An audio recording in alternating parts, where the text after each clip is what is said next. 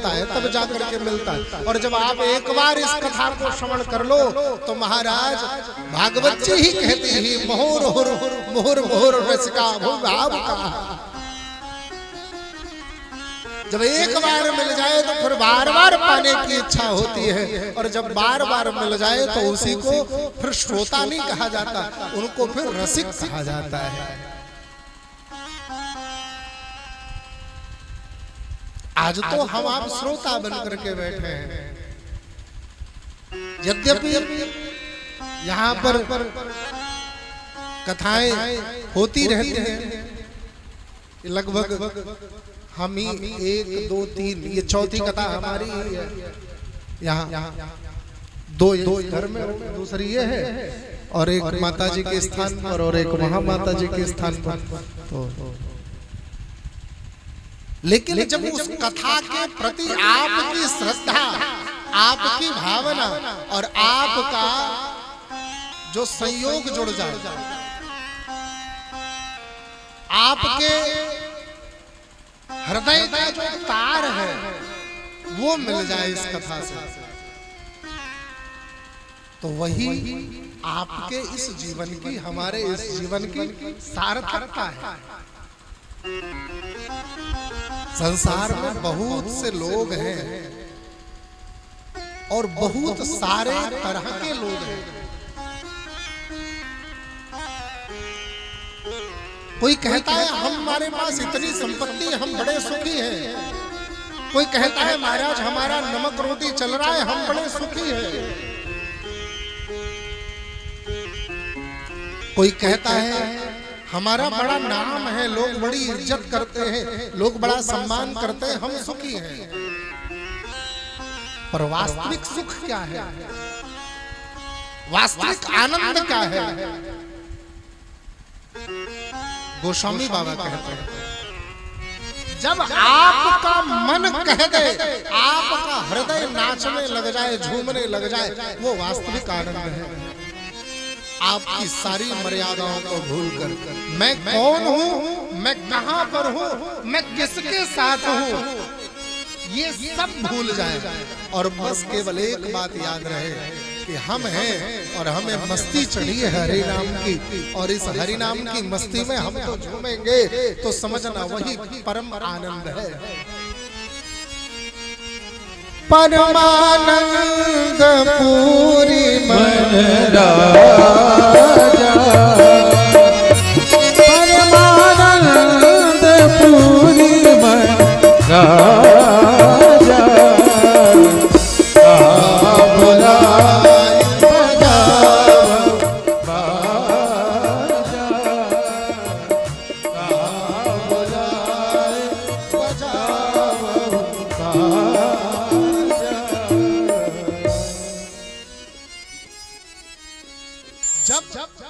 आपको परम आनंद आ जाए और आप लोक मर्यादाओं को भूलकर उस परलोक के स्वामी को ही याद करने लग जाओ, मन झूमने लग जाए मस्ती में, मन में अपने आप अकारण राधा नाम, कृष्ण नाम, राम नाम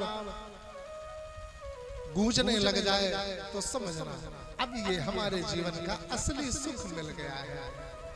बोले भागवत भगवान की जय।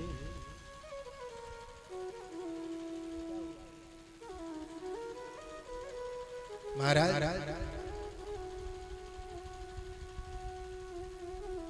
परम पूज्य गुरुदेव भगवान कहते हैं ये भागवत कोई ग्रंथ नहीं है। लोग भागवत सुनते हैं, किस लिए सुनते हैं? आजकल एक परंपरा बन गई है, भाई जीवन में एक बार हमको भागवत सुन लेना है। जीवन में नहीं सुन पाए तो चलो गया जगन्नाथ जी करके आए, भागवत सुन लिया, और भागवत सुन लिया तो उसमें सुना क्या? अगर 7वें दिन उनसे पूछो कि भागवत में क्या सुना, तो 1-2 बातें उनको शायद याद रह जाए, बाकी तो सब सुन लिया।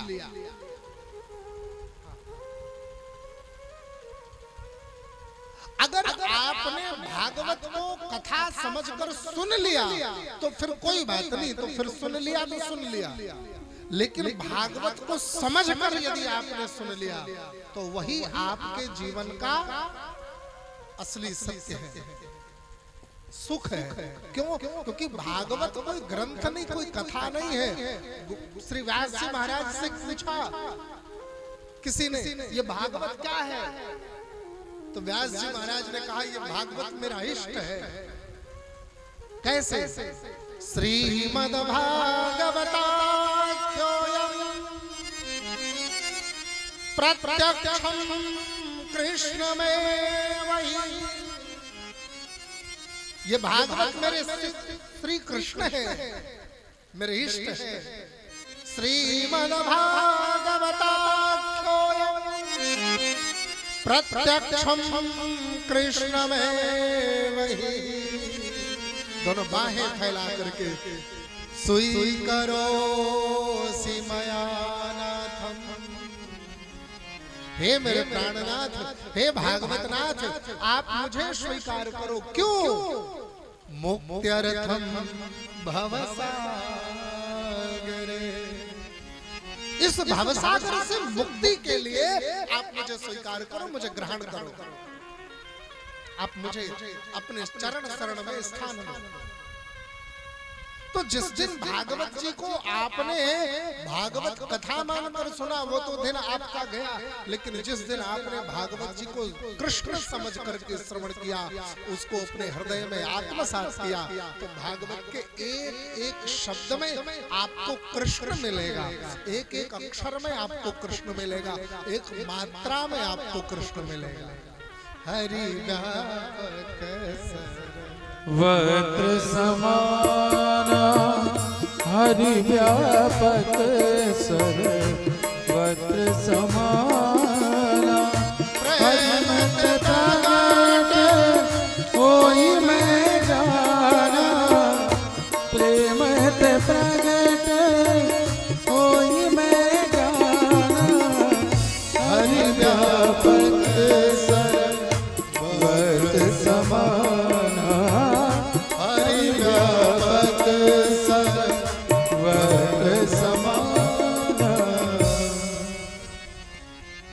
परमात्मा तो हर जगह है ना, हर शब्द हर मात्रा में। प्रहलाद जी कहते हैं, न केवलम में भवतश्चराचरं परे वरेणि स्थिर जगमाया।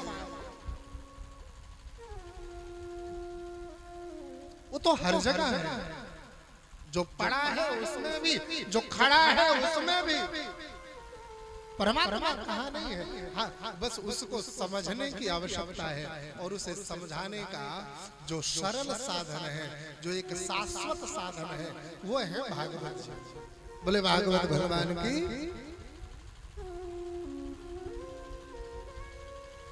नारद बाबा एक बार फंस गए, धरती पर विचरण कर रहे थे।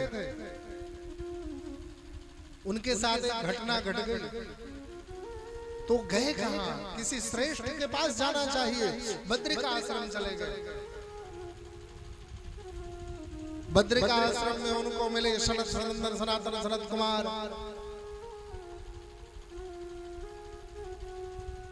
उन्होंने देखा नारद जी बड़े दुखी हैं।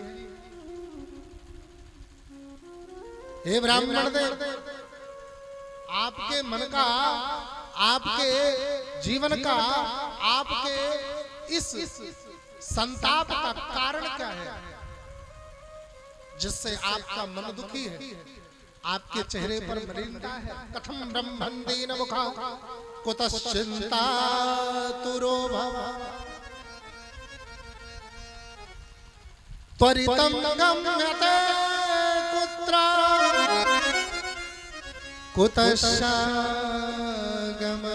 तव।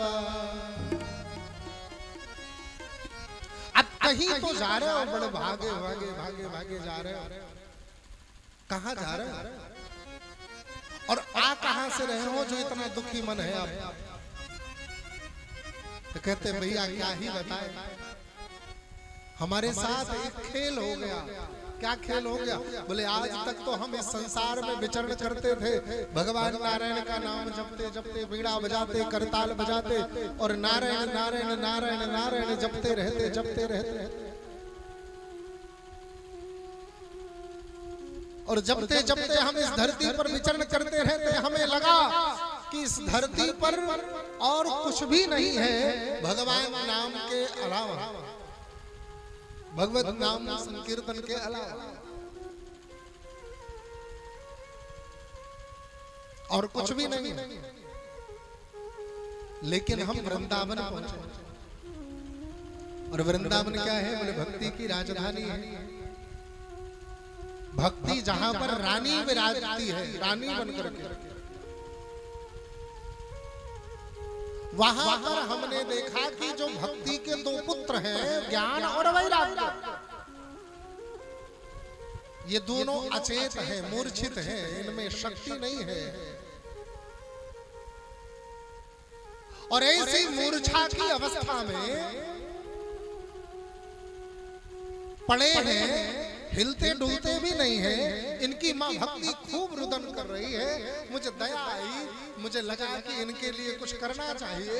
मैं गया, भक्ति हाथ जोड़ करके निवेदन करने लगी, हे नारद जी, आप मेरे इस दुख के कारण को दूर करो, मेरे पुत्रों का ये संताप मिटा। भैया मैंने पूरा वेद कह दिया, पूरा पुराण कह दिया, पूरा शास्त्र गा दिया उनके कानों के पास बैठकर, कुछ नहीं हुआ। ऊपर से आकाशवाणी हुई, सत्कर्म करो तो इनका संताप दूर हो। अब भैया भगवत भजन के अलावा और इससे बड़ा सत्कर्म क्या है?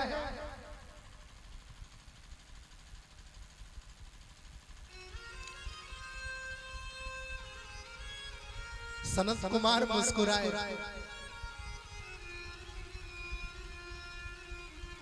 और मुस्कुरा कर कहे, नारद तुम बड़े भोले हो। काहे भैया? बोले भजन सत्कर्म नहीं होता, भजन स्वाकर्म होता है। ये जो लोग गाते हैं ना, कहते हैं भजन, बस भजन करो इससे बेड़ा पार हो जाए।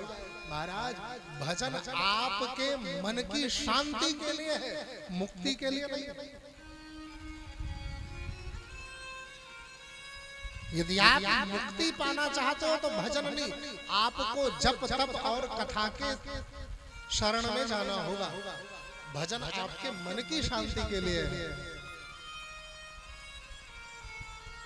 तो जो स्वाकर्म है उसे सत्कर्म की तुलना नहीं की जा सकती उससे। तो सत्कर्म क्या है? सनत कुमारों ने कहा, नारद इस संसार में एक ही सत्कर्म है, और उससे बढ़ करके कोई सत्कर्म है भी नहीं। क्या है? बोले सत्कर्म सूचको नूनम ज्ञान यज्ञ स्मृतो बुधै श्रीमद् भागवतालापः सत्गीतः शुकादिभिः। सत्कर्म का सबसे बड़ा सूचक, सबसे बड़ा कारण, सत्कर्म का सबसे बड़ा प्रमाण है श्रीमद् भागवत। श्रीमद् भागवत का गायन ज्ञान यज्ञ, इसका आयोजन कैसे होता है? तो का ज्ञान यज्ञ गाया जाता है। ज्ञान यज्ञ में क्या किया जाता है? गाया जाता है। कौन सा? बोले भागवत रूपी गीत। श्रीमद् भागवतालापः, आलाप मतलब गाना। भागवत रूपी गीत का गायन किया जाए, वही ज्ञान यज्ञ है। और उस गायन को श्रवण किया जाए, अंतःकरण में उसे स्थान दिया जाए, उसे ग्रहण किया जाए, वो सब कर्म। यद्यपि आगे प्रसंग आएगा कि भागवत कथा है कि गीत है कि भजन है, क्या है, इस पर चर्चा हम करेंगे। बोले कैसे गाना है? बोले जैसे किसी आम के फल को सतुगीतः शुकादिभिः, जैसे किसी फल को तोता जूठा कर दे तो मानते हैं कि ये फल बड़ा मीठा हो गया।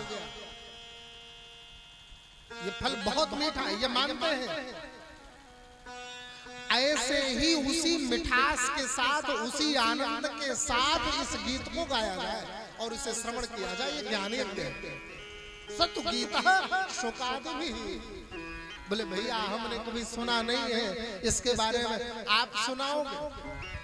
हम आपको निमंत्रित करते हैं। नारद बाबा ने निमंत्रण किया चारों कुमारों को। सनत सनंदन सनातन सनत कुमार चारों ऋषि चले हैं बद्रिकाश्रम से। इधर नारद बाबा गाते हुए भजन श्रीमन नारायण नारायण करते हुए वृंदावन पहुंचे और वृंदावन में भक्ति ज्ञान वैराग्य को साथ लिए और लेकर हरिद्वार हरि की पौड़ी पर पहुंचे और वहां पर यह सप्ताह ज्ञान महायज्ञ हुआ। और इस सप्ताह ज्ञान महायज्ञ का फल क्या? बोले भक्ति ज्ञान वैराग्य तीनों के दुख दूर हो। और नारद जी उसी दिन से भागवत की उपाधि प्राप्त कर गए। परम भागवत नारद कहलाने लगे। अभी तक तो देवर्षि कहलाते थे। देवताओं में जो ऋषि हो वो देवर्षि, जो देवताओं के समान हो। महाराज अब क्या हो गया? अब परम भागवत नारद जी हो गए। अब उन्हें भागवत की उपाधि मिल गई। ऐसे ही बड़ी सुंदर कथा नैमिषारण्य की आती है। कलयुग आने वाला था। सारे ऋषि ब्रह्मा जी के पास गए। ब्रह्मा जी को निवेदन किया, हे ब्रह्मा जी, इस कलिकाल में हम सब कहां जाएंगे? कलयुग में तो हमारे लिए कोई स्थान ही नहीं बचेगा। हम लोग जब जब पूजा पाठ समाधि आदि कुछ कर ही नहीं पाएंगे, यज्ञ आदि कुछ कर ही नहीं पाएंगे, क्योंकि धरती पर हर जगह कलिकाल व्याप्त हो जाएगा। ऐसे में कोई तो स्थान हमारे पास हो। श्री ब्रह्मा जी महाराज ने अपना एक चक्र भेजा और कहा, ये जाकर जहां पर गिरे उसी स्थान पर तुम सब जाकर विराजमान रहना। कलयुग कितना भी आवे वहां पर विराज, वहां पर उस भूमि में, उस परिक्षेत्र में कलयुग का निवास नहीं होगा।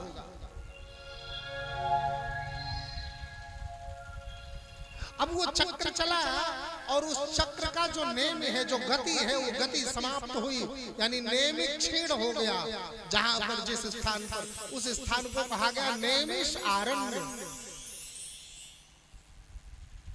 नेमी मतलब गति। उस नैमिषारण्य में 88,000 मुनि आकर विराजमान भये, आपस में चर्चा कर रहे हैं। हम तो जैसे तैसे यहाँ पर बच जाएंगे नैमिष में रह करके, लेकिन अन्य लोगों का क्या होगा? इस सृष्टि के अन्य जीवात्माओं का क्या होगा? भला उन पर कलयुग का क्या प्रभाव, और कलयुग अपना कैसा खेल उनके साथ खेलेगा? महाराज परम पूज्य गुरुदेव भगवान कहते, उसी समय आगमन हुआ शुकदेव सूत जी महाराज। सूत जी को देखकर सारे ऋषि बड़े प्रसन्न हुए। ये तो व्यास जी के परम प्रिय शिष्य हैं। इनको व्यास ने अपने साथ रखकर, व्यास ने अपनी सेवा में रख करके इनको ज्ञान प्रदान किया है। ये कुछ मार्ग बतावेंगे। सारे ऋषियों ने उनको एक ऊंचे आसन पर बिठाया और बिठा करके निवेदन किया, इस कलयुग में सबसे बड़ा बाधक कलयुग है परमात्मा की प्राप्ति का। और जब जीवात्मा परमात्मा की प्राप्ति कर ही नहीं पाएगा तो कलिकाल और ताकतवर और शक्तिशाली होता जाएगा और सृष्टि में अकारण ही प्रलय आ जाएगा। महाराज श्री सूत जी महाराज कहते हैं, ऋषियों, आप सबकी जो भावना है ना जीवात्माओं के प्रति, आप सबकी जो भावना है ना, ये अकारण सृष्टि के लोगों के प्रति। यही ऋषियों की मर्यादा को आह्लादित करती है, उसे एक कीर्तिमान प्रदान करती है। क्यों? क्योंकि समाज के कुरीतियों को शमन करने वाला कौन? समाज में जो बुराइयां हैं उनको दूर करने वाला कौन? ऋषि, साधु। समाज की मर्यादा को ढकता है, समाज की मर्यादा को सुधार कर चलता है।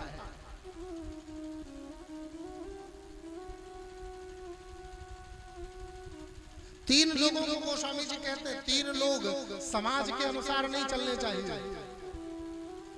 आजकल बड़ी अच्छी परंपरा है,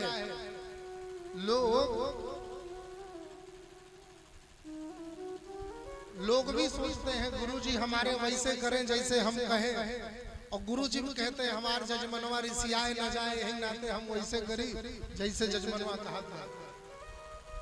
हाँ, लेकिन याद रहे, सचिव आपका सलाहकार, वैद्य आपका डॉक्टर, गुरु, ये तीन जिस दिन आपकी भाषा बोलने लग जाए, समझ लेना 4 दिन आपके विनाश में बचे हैं।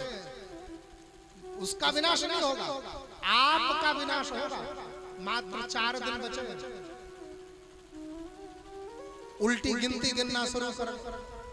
डॉक्टर अगर आपके कहने पर सुई लगाने लग जाए तो फिर आप 4 दिन में मरोगे कि 4 घंटे में, कोई गारंटी नहीं है। गुरु आपके अनुसार यदि आपकी भाषा बोलने लग जाए तो फिर तो पाप और पुण्य का अंतर कौन बताएगा साहब? अच्छे और बुरे का भेद कौन समझाएगा आपको? कौन कान पकड़कर बताएगा ये रास्ता गलत है? फिर तो वो भी आपकी भाषा बोल रहा है ना। गुरु का कार्य क्या है? मार्गदर्शन करना, ना कि आपके अनुसार चलना। यदि आपने सोचा हमारे गुरुजी हमारे अनुसार चले तो मूर्खता है आपकी। आप अपने विनाश की सीढ़ी बना रहे हो। और भाई सचिव आपका मंत्री, आप कहो कि हमें पूरे गांव के किनारे किनारे तालाब खुदवाना है, और आपका सलाहकार कहे अरे प्रधान जी बिल्कुल बहुत बढ़िया बात है, चारों तरफ तालाब खुदवा दीजिए और उस पार जाने के लिए नौका लगवा दीजिए।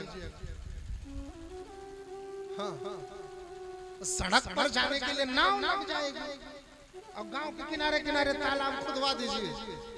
तो समझ लेना वो आपका विनाश चाह रहा है, आपका विकास नहीं चाह रहा है। आपकी भाषा ये तीनों नहीं बोलने चाहिए, सचिव, वैद्य, गुरु।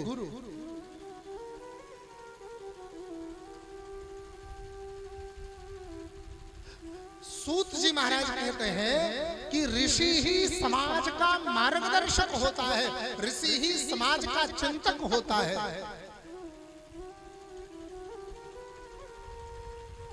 अपना घर परिवार लोग छोड़ते क्यों? अच्छा, साधुओं के जीवन को सार्वजनिक जीवन क्यों कहा जाता है?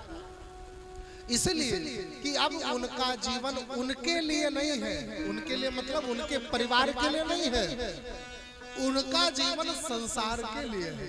अब उनका चिंतन मात्र एक परिवार के प्रति नहीं, उनका चिंतन संसार के प्रति होना चाहिए।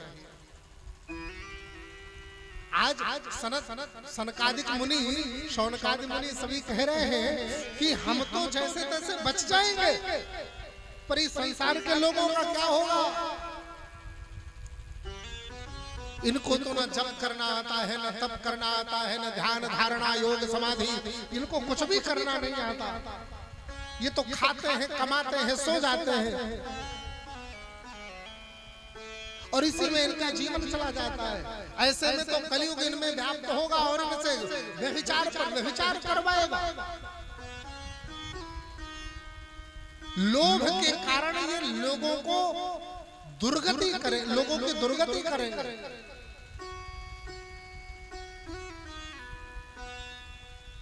लोभ के कारण। तो ऐसे में इस संसार का भला होना चाहिए। सूत जी महाराज से कहते हैं श्री कृष्ण प्राप्ति करम मार्गम शाश्वत तत्वदाधुना।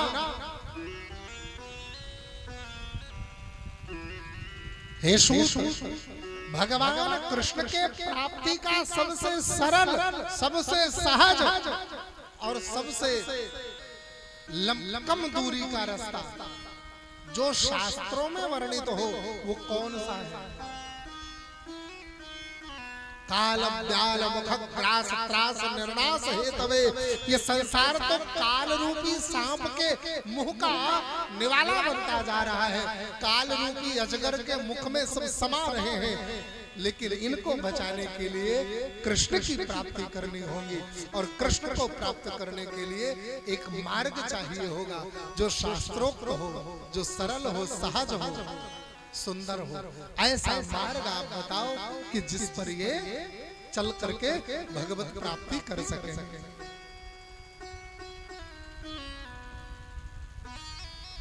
महाराज सूत जी कहते हैं कि मनुष्य की सबसे बड़ी भ्रांति, मनुष्य की सबसे बड़ी दुर्गति का कारण है उनका चिंता। ये मानवाः पाप कृतस्तु सर्वदा। मनुष्य पल पल पर पाप करता है, सदा दुराचार रता विमार्ग गा। वो ऐसे मार्ग पर चलेगा जिस मार्ग पर चलने के बाद नरक भी ना मिले। विमार्ग क्रोधाग्निदग्धा कुटिलश्च कामिनः। क्रोध की अग्नि में जलेगा, दग्ध मतलब जलना। क्रोधाग्नि अग्नि दग्धा कुटिलश्च कामिनः। कुटिल होगा, कामी होगा। सप्ताह यज्ञेन कलौ पुनन्तिते। ऐसे समस्त पापियों को सप्ताह यज्ञ पवित्र कर सकती है। एक सप्ताह की श्रीमद् भागवत कथा हो, इससे पवित्र हो जाएंगे। बोले भागवत भगवान की जय हो।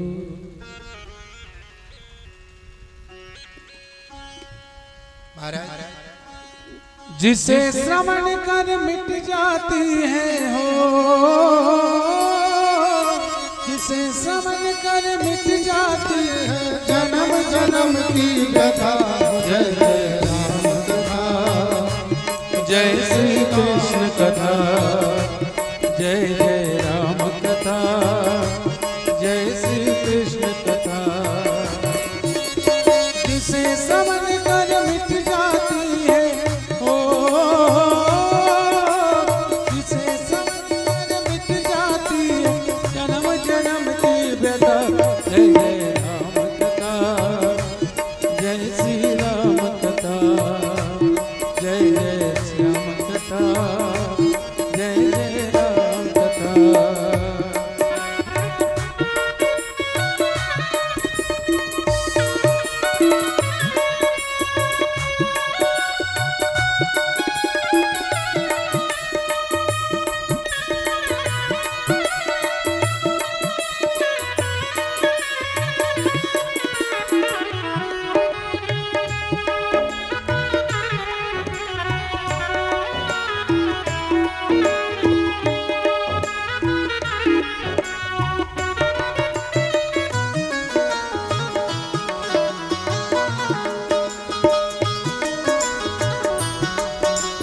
राम कथा कलिका मद गाई, सुजन सजीवन मोर सुहाई।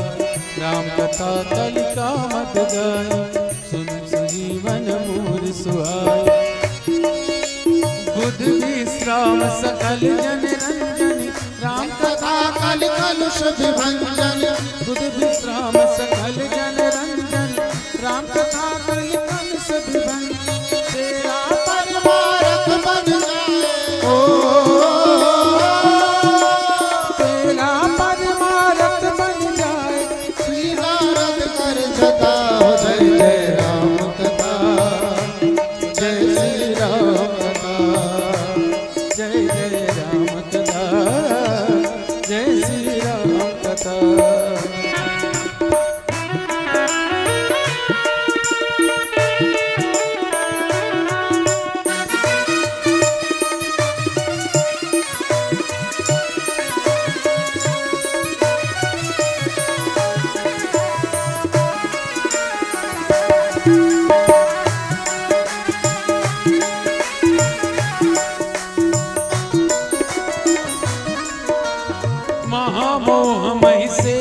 विशाला राम कथा कालिका कराला महामोह मई शेष विशाला राम कथा कालिका कराला राम कथा सस किरण समाना संचकोर करी जे पारा पीकर तू भी अमर हो जाए ओ पीकर तू भी अमर हो जाए जय जय राम कथा जय श्री राम कथा जय जय राम कथा जय श्री राम कथा ओ जय जय राम कथा जय श्री राम कथा जय जय राम कथा जय श्री राम कथा। बोले भागवत भगवान की। महाराज परम पूज्य श्री सुखदेव भगवान की इस परम मंगलमयी कथा में बड़ा सुंदर एक महात्मा में ही प्रसंग आता है जो सूत जी महाराज ने सौनकादि ऋषियों को सुनाया। वो कहते हैं भागवत केवल तारने के लिए ही नहीं है,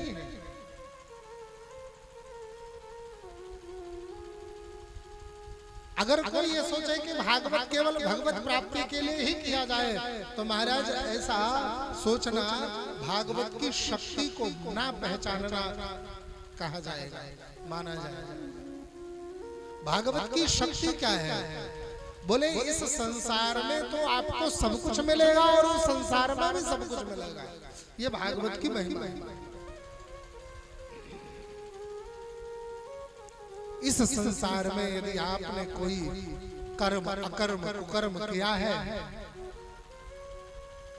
तो भागवत जी के शरण में जाने से निश्चित रूप से आपको उस बंधन से मुक्ति जरूर मिलेगी, उस पाप का प्रायश्चित जरूर होगा।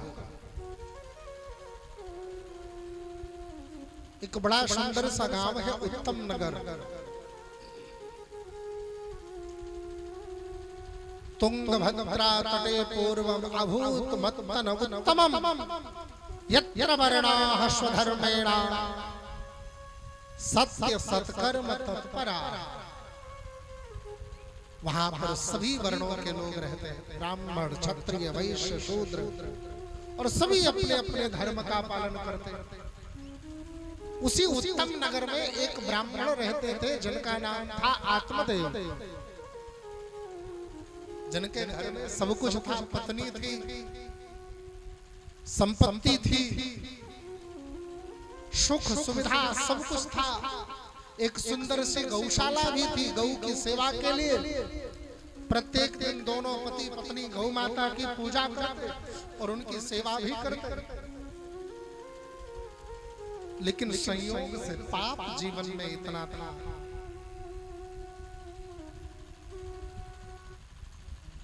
कि उनके यहाँ आई हुई गौ माता भी बांझ हो गई। लोग तरह तरह की बातें करते। कभी पंडित जी कहीं जाते गांव में किसी के यहाँ किसी पूजा पाठ में, तो कोई कहता अरे भाई गाय का गोबर तो पंडित जी के यहाँ गौशाला से ले आओ, तो उसी में से कोई खड़ा होकर कह देता अरे कौन सी गौ का, जिस गाय ने कभी बछड़े को जन्म दिया ही नहीं उस गाय के गोबर का पूजन में प्रयोग। ना ना, बिल्कुल। जिस आम के वृक्ष को सींचते थे रोज उसमें कभी फल नहीं आता महाराज, जिस फूल को सजाते, जिस क्यारी को रोज सजाते उस क्यारी में कभी पुष्प नहीं आते। अब जिस वृक्ष में कभी पल्लव नहीं आए, जिस वृक्ष में कभी बौर नहीं आए, फल नहीं आए, फूल नहीं आए, उस वृक्ष का पत्ता भी प्रयोग नहीं करना चाहिए कभी नहीं। किसी भी सुंदर कार्य में अपशकुन माना जाता है। जिसने कभी फल ना दिया हो वो आपके पूजन में फलित कैसे होगा, आपके अनुष्ठान में फलित कैसे होगा। पंडित जी को बड़ी ग्लानि होती लोग धीरे धीरे करके गांव में बुलाना ही बंद कर दिए।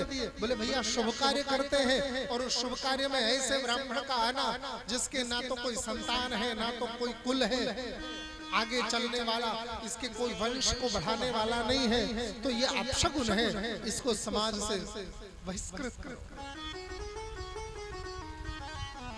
रोते हुए आत्मदेव एक दिन नदी के किनारे वृक्ष के नीचे जाकर बैठ गए।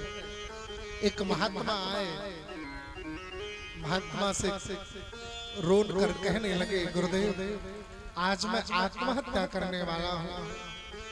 क्यों? इसलिए क्योंकि मेरे कोई संतान नहीं है, लोग मुझे अपशगुन मानते हैं, लोग मुझे अपने से दूर करते जा रहे हैं, समाज में मेरी बड़ी निंदा होती है।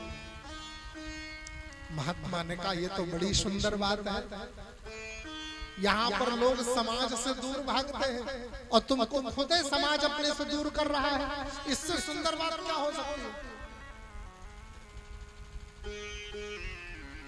हाँ, भगवान के भजन के लिए परिवार, समाज, नात, रिश्तेदार, ये सबसे दूरी बड़ी जरूरी है।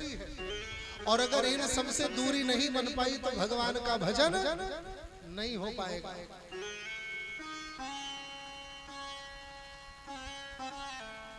क्योंकि ये सब राम भगत के बाधक, ये सब भगवान की भक्ति के बाधक है।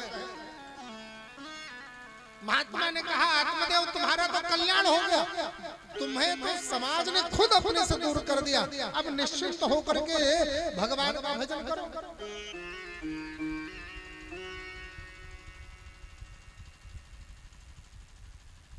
आत्मदेव जी ने कहा निश्चिंत होकर के भगवान का भजन करें।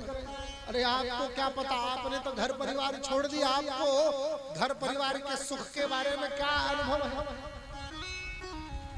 अगर पत्नी होती, घर में छोटे छोटे बच्चे होते, तो वो जो सुख मिलता है उस सुख की परिकल्पना आप अपने इस भजन से नहीं कर सकते। महात्मा जी मुस्कुराने लगे, बोले आत्मदेव मूर्ख हो गया है, देखता है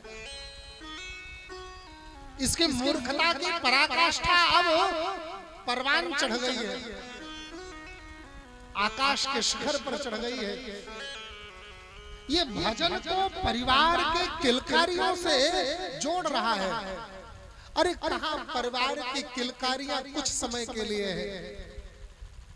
एक छोटा सा बच्चा हो, अनुभव करना आप लोग, एक छोटा सा बच्चा जब सुबह सुबह जगता है तो माँ आती है और बड़े प्यार से अले मेरा बच्चा, अले मेरा बेटा, मेरा कलेजा, मेरा ये मेरा वो सब कुछ करके खूब दुलार करती है। और वही बच्चा जब शाम हो जाता है और सोने का टाइम आता है तो अपना माथा पटकती है वही महतारी, और 2 बार उस बच्चे को पटकती है और उसके बाद माथा पकड़ कर कहती है ये सोएगा भी, इसने जिंदगी नरक बना दी है।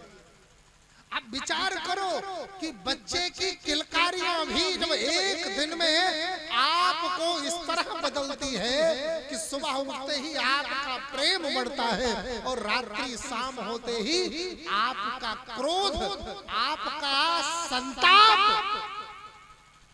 आपके जीवन का, आपके मन का दुख निकल कर बाहर आता है, तो वो कैसा सुख है? क्या वो सुख है? वो आनंद है? वो जीवन की शांति है? अरे नहीं, ये मूर्खता है। अनन्य ममता हविष्टो ममता प्रेम संगता भाव सएव संद्रात्मा बुधई प्रेमान गद्यते। आत्मदेव, ये जितनी ममता तुमको अपने पुत्र को प्राप्त करने के लिए है ना, इतनी ममता तुम भगवान नारायण के प्राप्ति के लिए करो तो मैं विश्वास दिलाता हूँ भाव सएव संद्रात्मा बुधई प्रेमान गद्यते, वो परमात्मा मिल जाएगा तुमको और तुम परमात्मा की गोद में जाकर उसके लालन बनकर खेलो। आत्मदेव कहते हैं ना महाराज, वही है आगरे का लड्डू, जो खावे सो पछतावे और जो न खावे सो तो पछतावे करेगा। जिसके बेटा बेटी है तो वो माथा पटक रहा है, भगवान ऐसा बेटवा बेटिया ना दे होते तब मैं ठीक रहा। और जिसके नहीं है वो कह रहा है भगवान जो यकठू दे देते तो एक मिल जाए। आत्मदेव जी को कुछ भी अच्छा नहीं लग रहा है। आत्मदेव जी कह रहे हैं देखो महाराज तुम ठहरे वैरागी व्यक्ति, तुम्हें हमारी पीड़ा समझ में नहीं आएगी। हमारी पीड़ा को वो समझ सकता है जिसने घर और परिवार के प्रेम को देखा हो, समझा हो। दूसरा कोई नहीं समझ सकता। हाँ, अगर आपके वश में कुछ है तो आप कर दो। अगर आप चाहो तो आप मुझे बेटा दे सकते हो, क्योंकि आपका संबंध सीधे परमात्मा से होता है। और अगर आप कह दो कि मुझे बेटा मिल जाएगा तो परमात्मा भी नहीं बदल पाएगा। तो महात्मा ने कहा हम तो उसकी इच्छा पर चलने वाले लोग हैं, उस पर अपनी इच्छा कहाँ थोपते हैं। हम कैसे दे दें आपको बेटा बेटी? कहा महाराज दे दो तो ठीक, और नहीं दोगे तो हम आपके नाम पर आज आत्महत्या कर ही लेंगे। तो महात्मा जी ने कहा ये मर जाए इससे अच्छा है ये अपनी दुर्गति करके मरे, अपनी दुर्गति खुद देख ले। हमको दोष काहे लगे महाराज कि हम चाहते तो बेटा बेटी मिल जाता इसको।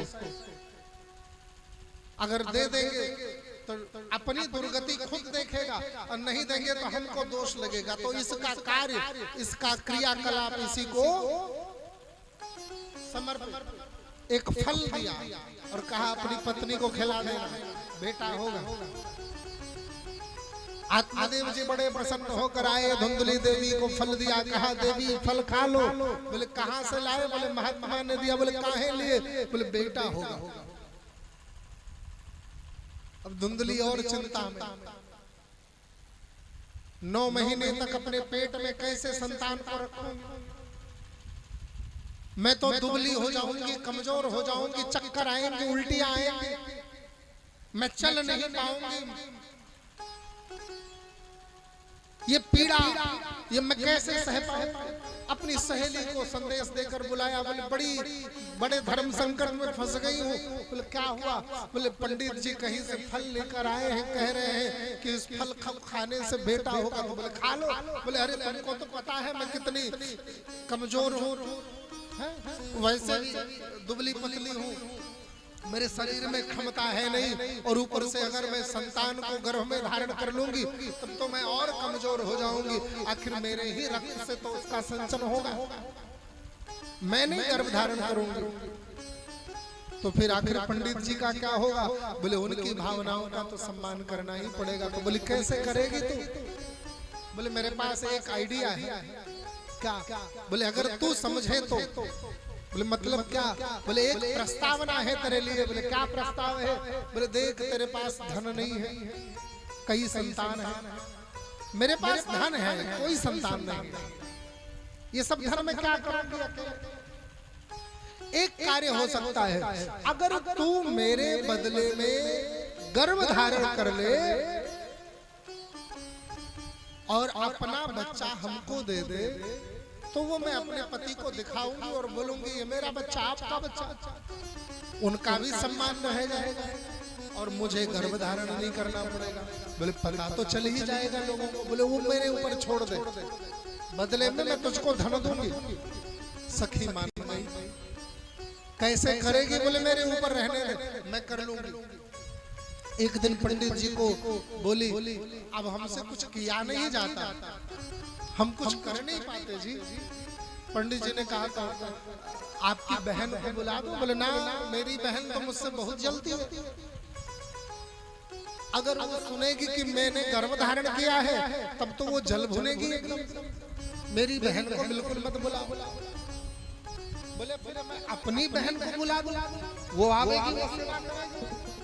तो कहा महाराज आपकी बहन तो और सत्यानाशी है, अगर वो आ गई तो हमको ही विष घोल कर पिला देगी।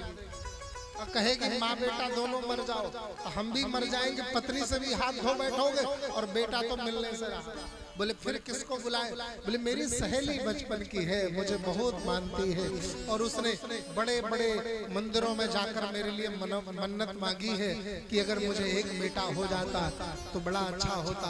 तो उसकी मन्नत आज सफल हुई है, उसकी प्रार्थना आज पूर्ण हुई है, तो क्यों ना उसी को बुलाया जाए, वही सेवा कर देगी हमारी, और बदले में कुछ धन आदि उसको दे देंगे तो हमारा कर्जा भी खत्म हो जाएगा उसके ऊपर से। पंडित जी ने कहा अच्छी बात है भाई, इतना सोच रही है तो बुला। अब सहेली आई, अब पंडिताइन घर में ही रहती। कुछ दिन बीता, एक दिन पंडित जी को पता चला कि हमारे घर में बेटा भया है। इतने में गौशाला से ग्वाल आया। पंडित जी बधाई हो। बोले क्या बधाई? बोले गौ माता ने भी एक शिशु को जन्म दिया है। ओहो, मुझे भी बेटा हुआ और गौ माता को बछड़ा हुआ, हमारे घर में दुगनी खुशी। ग्वाला ने कहा नहीं महाराज, गौ माता को बछड़ा नहीं हुआ, गौ माता को बेटा तो हुआ है, लेकिन वो मनुष्य बालक है, मनुष्य बीज का लगता है। मतलब ये चमत्कार हो गया। कैसे चमत्कार हुआ? जो फल धुंधुली को खाना था वो फल ले जाकर गौ माता को खिला दिया, तो गौ माता ने मनुष्य बालक को जन्म दिया। गौ माता के बालक का नाम पड़ा गोकर्ण और धुंधुली के बालक का नाम पड़ा धुंधकारी। अब दोनों में अंतर कितना? गोकर्ण की माँ गौ है, तो गाय तो अपने बच्चे को केवल चाट सकती है, प्रेम वात्सल्य दिखा सकती है, उसको सुधार नहीं सकती, उसको बिगाड़ नहीं सकती। लेकिन धुंधकारी की माँ धुंधली है, तो धुंधली उसको बिगाड़ भी सकती है, उसको सुधार भी सकती है। तो धुंधकारी को माँ ने क्या किया? धुंधकारी की माँ ने उसको बिगाड़ दिया। और गोकर्ण तो अपने बाप के साथ रहता, तो बाप ने उसको सुधार दिया। अब धुंधकारी शराब पीता, जुआ खेलता, गालियां देता, अब शब्द लोगों को कहता है। आत्मदेव जी को बड़ी ग्लानि हुई। आत्मदेव जी ने अपने पुत्र गोकर्ण से कहा, बेटा पता है तुम्हारे जन्म के पहले मैं आत्महत्या करने गया था, वहां एक महात्मा मिले थे। महात्मा ने कहा था कि किसी को भी बेटा मिले तो दुर्गति होती है। अब ऐसी दुर्गति पाने वाला मैं प्रत्यक्ष भोगी हूँ। मैंने अपनी दुर्गति स्वयं चुनी है और ये दुर्गति मेरी कोई दूर नहीं कर सकता इस दुर्गति से मुझको। पिताश्री, एक उपाय है इस दुर्गति से दूर जाने का। क्या उपाय? बोले इस संसार को, इस परिवार को, इस व्यवहार को, इस समाज को, सबको त्याग करके आप चले जाओ और भगवत भजन करो, भगवत चिंतन करो, तो आप इस दुर्गति से मुक्त हो जाओगे। आत्मदेव जी को मोह था परिवार के प्रति, तो ऐसे मोह का आपको भंग होगा नहीं। गोकर्ण जी महाराज उनको भांति भांति समझाते हैं, पिताश्री ये संसार में आपका कुछ भी नहीं है और भगवान के भजन के लिए इस संसार की आवश्यकता थोड़ा ही है। आपको पत्नी और बेटे की आवश्यकता थोड़ी ही है। भगवान के भजन के लिए, भगवत प्राप्ति के लिए तो आपको केवल और केवल प्रेम की आवश्यकता है। संत जन कहते हैं, ना रुपया लगता है, ना पैसा लगता है, ना रुपया ना पैसा लगता है, ना रुपया लगता है, ना पैसा लगता है, ना रुपया लगता है, ना पैसा लगता है। तू राम सुमिर कर दे, तुझे फिर कैसा लगता है। तू राम सुमिर कर दे, तुझे फिर कैसा लगता है। ना रुपया लगता है, ना पैसा लगता है। तू राम सुमिर कर दे जरा तुझे कैसा लगता है।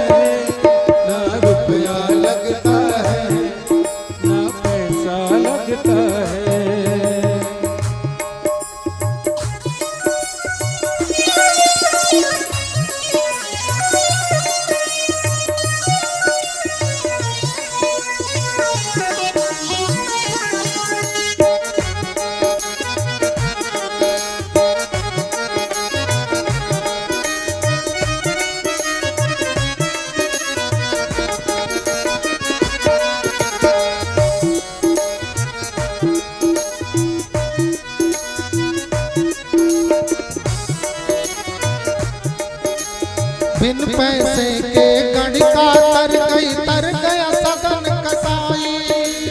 बिन पैसे के गणिका तर गया सदन कसाई। बिन पैसे के गणिका तर गया सदन कसाई।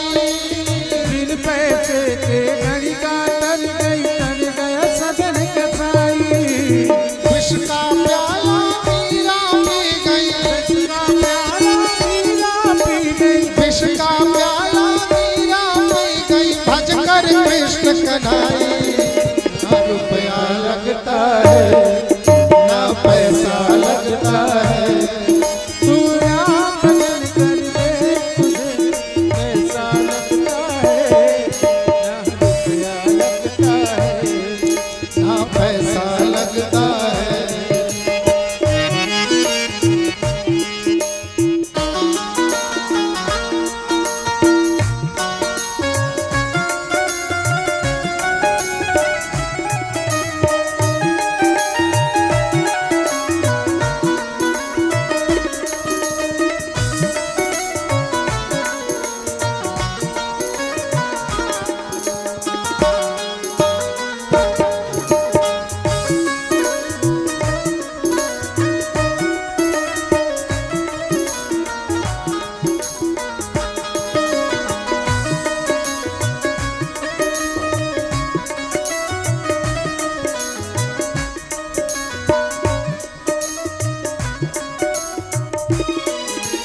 देख सुनहरी रंग न भूलो बहकाती है माया। देख सुनहरी रंग न भूलो भटकाती है माया। देख सुनहरी रंग न भूलो बहकाती है माया। हाँ देख सुनहरी रंग न भूलो बहकाती है माया। आग जले फिर चिता के अंदर। आग जले फिर चिता के अंदर। आग जले फिर चिता के अंदर जल जाए सुंदर काया। पैसा लगता है ना रुपया लगता है। ना रुपया लगता है ना पैसा लगता है। तू राम मिल के देख जरा तुझ कैसा लगता है। पैसा लगता है ना पैसा लगता है।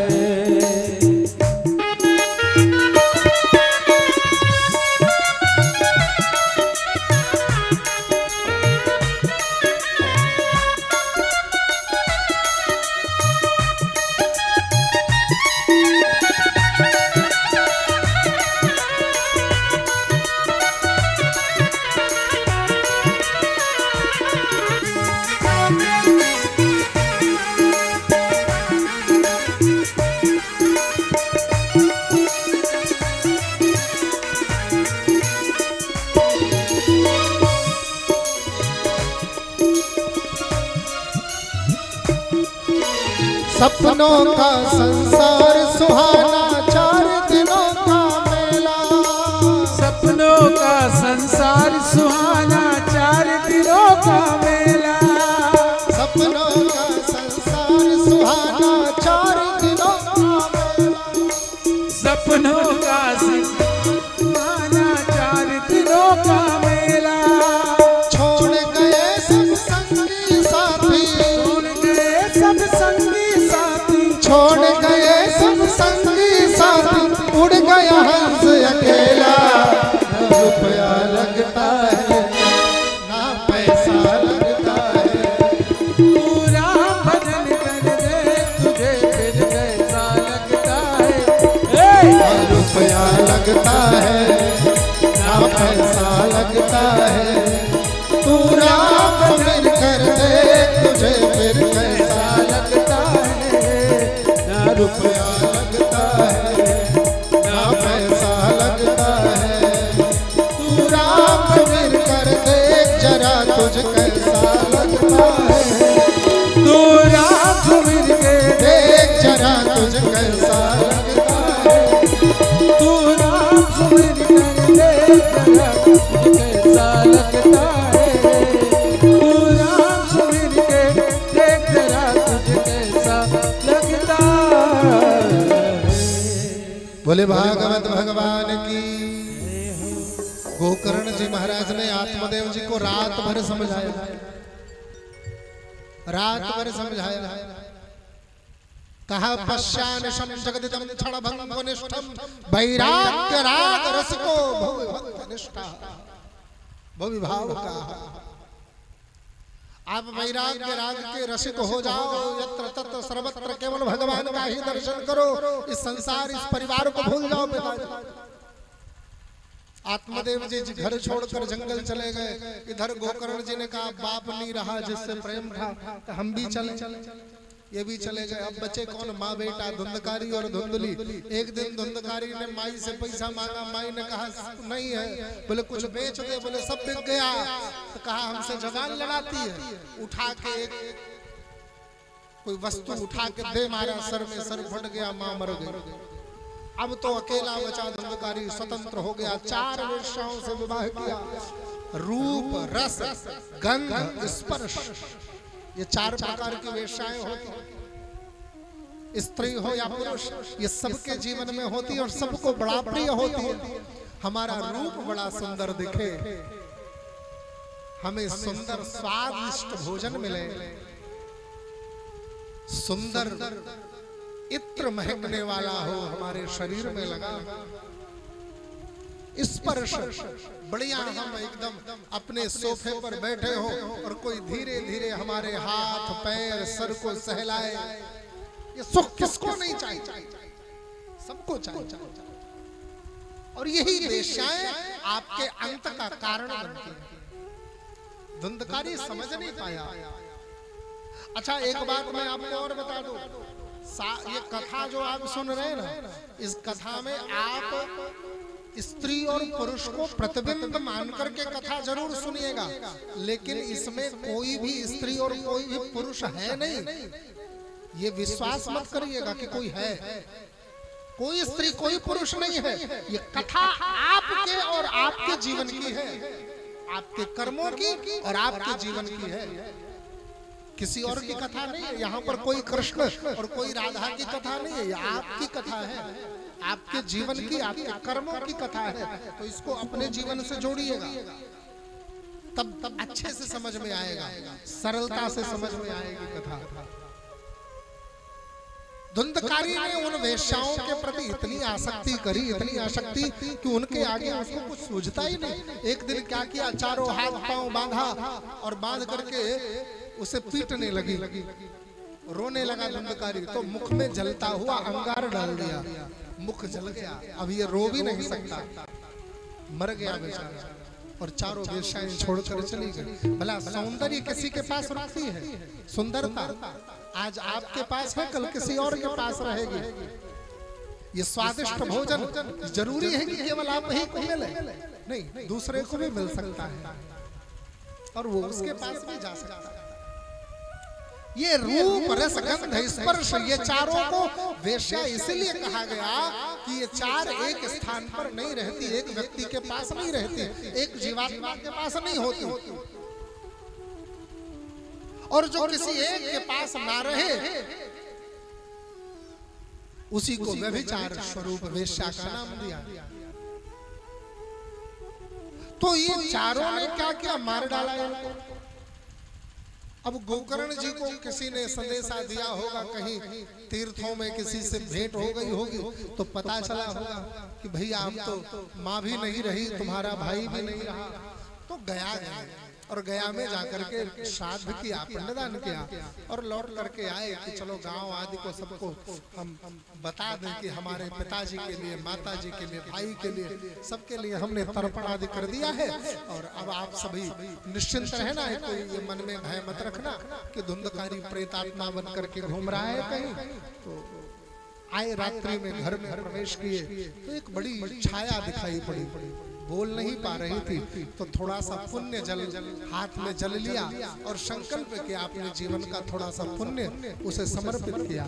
तो जैसे ही पुण्य का प्रताप मिला तो उसमें तेज आ गया। उसने बताया, भैया हम तुम्हारे भाई हैं। हमारे भाई? हमारे तो एक ही भाई था, वो मर गया। बोले नहीं भैया, हम वही भाई हैं।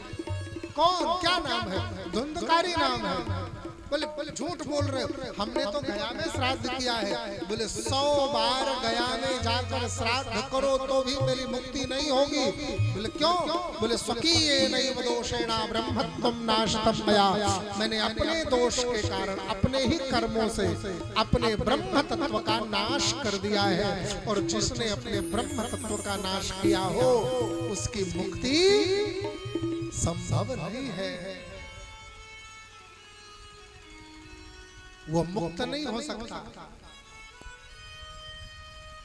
अब ब्रह्म तत्व क्या है?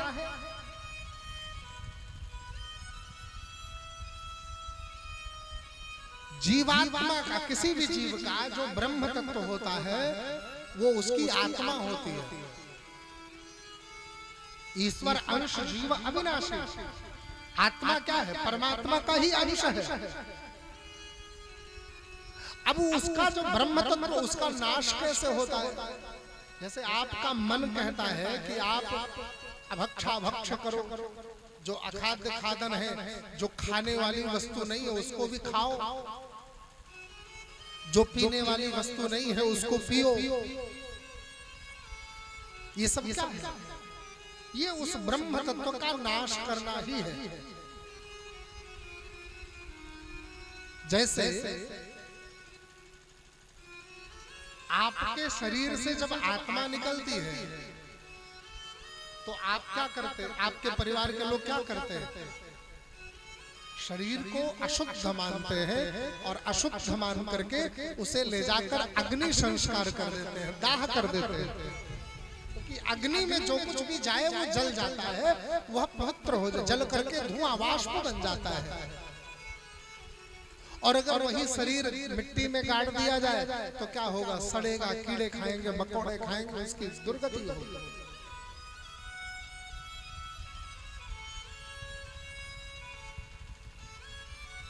अब आपको जिसने जन्म दिया, जिसके कारण आप संसार में आए, वो उसकी आत्मा निकल जाने के बाद उसका शरीर अशुद्ध हो गया, हुआ ना अशुद्ध। दूसरा, आप कहीं से जाओ और किसी जीव को मार करके और उसको ले आओ, अपनी रसोई में बनाओ और उसके बाद खाओ, तो वो क्या होगा? आप तो जीते जी अशुद्ध हो गए। यानी आपकी आत्मा, आपका जो ब्रह्म तत्व है वो तो मृत हो गया, उसका नाश हो गया। जो कहा गया कि जीवों के प्रति दया की भावना रखो, तो वो जीवात्माओं के प्रति जो दया की भावना आपको रखनी थी वो तो आपने क्रूरता कर दिया, आपने दया की भावना को मिटा दिया, खत्म कर दिया। आत्मा का प्रथम ज्ञान यही है, दया, दान, पवित्रता और सत्य। सत्यम धर्मम च, सत्य बोलो, धर्म का पालन करो। दान धर्मान राजधर्मान, दान एक बड़ा धर्म है। राजा हो उसे भी दान करना चाहिए, गरीब हो उसे भी दान करना चाहिए। और दया, लोगों पर दया करो। क्यों? क्योंकि तुम में विचार करने की भावना है, तुम विचारवान हो। यही आत्मा का ज्ञान है, यही आत्मा का ध्येय है। हमारी आत्मा इसीलिए हमारे शरीर में आती है कि हम सत्य, दान, दया और पवित्रता के बदौलत इस आत्मा को परमात्मा के चरणों में ले जाकर समर्पित कर सके। और अगर हमने सत्य, दान, दया और पवित्रता ये चार चीजें नहीं अपनाई तो फिर से हमें किसी और शरीर में जाकर जन्म लेना पड़ेगा। ये आत्मा मुक्त नहीं होगी। क्यों? क्योंकि इस शरीर में आई तो आत्मा, लेकिन आपने इस शरीर में वो कर्म नहीं किया कि जिससे इस आत्मा की मुक्ति हो, बल्कि उसकी और दुर्गति कर दिया आपने। तो धुंधकरी कहता मेरी मुक्ति नहीं होगी। बोले कोई तो उपाय होगा। बोले मैं नहीं जानता, आप ढूंढो, कोई उपाय आप ढूंढो कि जिससे मेरी मुक्ति हो जाए। साधारण कार्यों से मेरी मुक्ति नहीं हो सकती। तब भगवान सूर्य नारायण का ध्यान किया गोकर्ण जी ने, और भगवान सूर्य नारायण ने कहा कि श्रीमद् भागवतान मुक्ति सप्ताह वाचनम कुरु। धुंधकारी की मुक्ति अब तो केवल भागवत ही कर सकती है। सप्ताह वाचन किया, 7 दिन तक भागवत कथा सुनाई। एक टूटे हुए आधे बांस में जो 7 गांठ का बांस बचा था, उसी बांस के छिद्र में धुंधकारी जाकर बैठकर कथा को श्रवण किया। 7वें दिन 7वीं गांठ फटी और धुंधकारी की मुक्ति भाई। बोलिए भागवत भगवान की जय हो। हरि सुंदर नंद मुकुंदा हरि नारायण हरि ओम। हरि सुंदर नंद मुकुंद हरि नारायण हरि ओम। हरि केशव हरि गोविंदा हरि केशव हरि गोविंदा हरि नारायण हरि ओम। सुंदर नंद मुकुंद हरि नारायण हरि ओम। हरि सुंदर नंद मुकुंद हरि नारायण हरि ओम।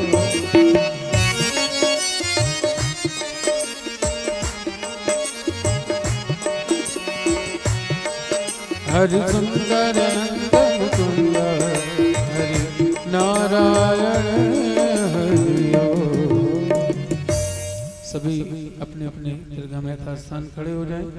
आइए ठाकुर जी की हम सभी आरती करते हैं।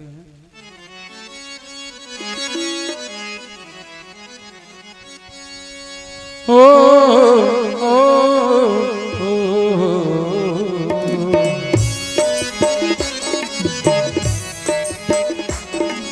हे गोपाल कृष्ण करो भक्ति तेरी। हे गोपाल कृष्ण करो भक्ति तेरी। हे प्रिया प्रीतम मैं करो भक्ति तेरी। हे प्रिया प्रीतम मैं करो भक्ति तेरी।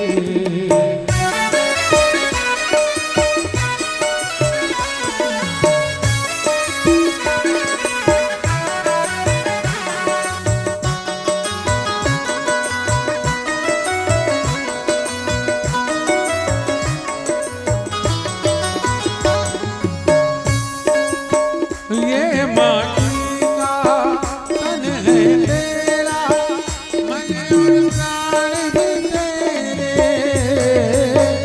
ये माटी का तन है तेरा, मन और प्राण भी तेरे। मैं एक गोपी तुम हो कन्हैया, तुम हो भगवन मेरे। गोपी तुम हो कन्हैया, तुम हो भगवन मेरे। प्रेम में रंगी भक्ति में तेरी। प्रेम में रंगी भक्ति में तेरी। हे गोपाल कृष्ण करूं भक्ति तेरी। हे प्रिया प्रीतम मैं करूं आरती तेरी।